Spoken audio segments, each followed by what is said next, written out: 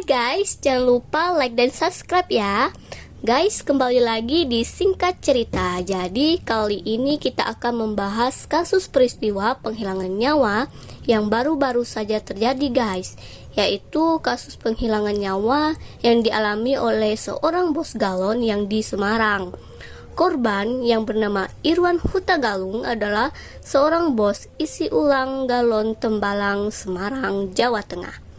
Ia ditemukan meninggal dunia dengan keadaan mengenaskan, yaitu dicor di tempat usahanya sendiri, tepat pada tanggal 8 Mei 2023. Mayat korban ditemukan saat Is Wargono, pemilik ruko, berniat membuka ruko miliknya dengan kunci cadangan.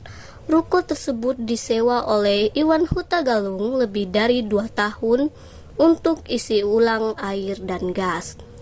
Namun Is Wargono curiga selama 3 hari ruko dalam keadaan tertutup.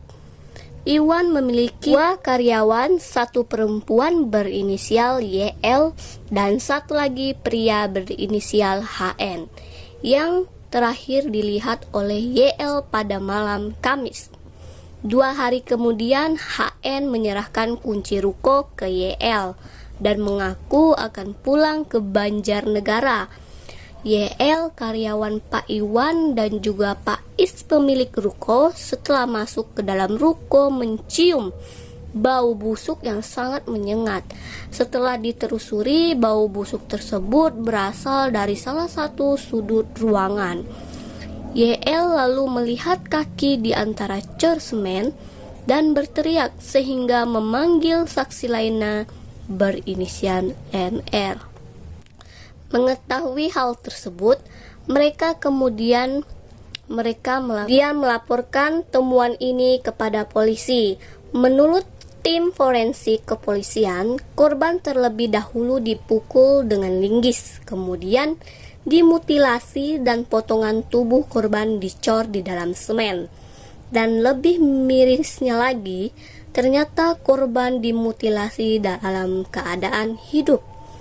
Pada tanggal 9 Mei 2023, akhirnya tersangka pembunuhan Irwan Huta Galung akhirnya berhasil ditangkap. Pelaku merupakan karyawan korban yang bernama Muhammad Hussein, berumur 28 tahun. Ternyata pelaku baru bekerja selama 1 bulanan di tempat korban. Hussein melakukan aksinya pada tanggal 4 bulan Mei 2023. Ia melakukan aksi kejinya itu saat korban dalam keadaan tidur di tempat usahanya.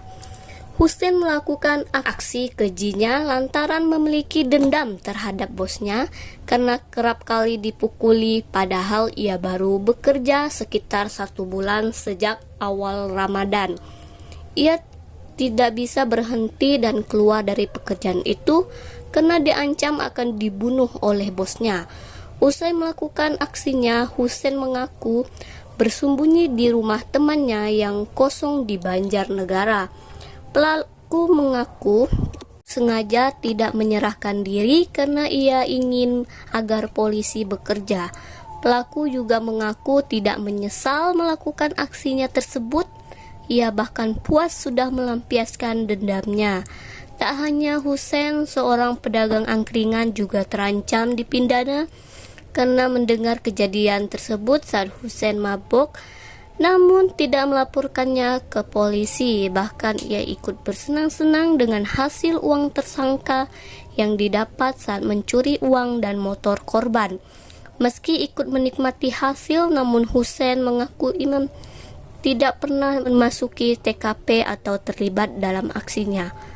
Well guys, sesakit atau sebenci apapun kalian terhadap atasan atau orang yang menindas melakukan aksi kekerasan, janganlah dibalas dengan tindak kriminal. Laporkan ke pihak berwajib dan juga dinas tenaga kerjaan, karena merekalah yang akan memberikan sanksi atau pidana terhadap orang-orang yang melanggar aturan masyarakat. Karena pada dasarnya yang berhak menyebut nyawa seseorang hanyalah Tuhan Yang Maha Esa.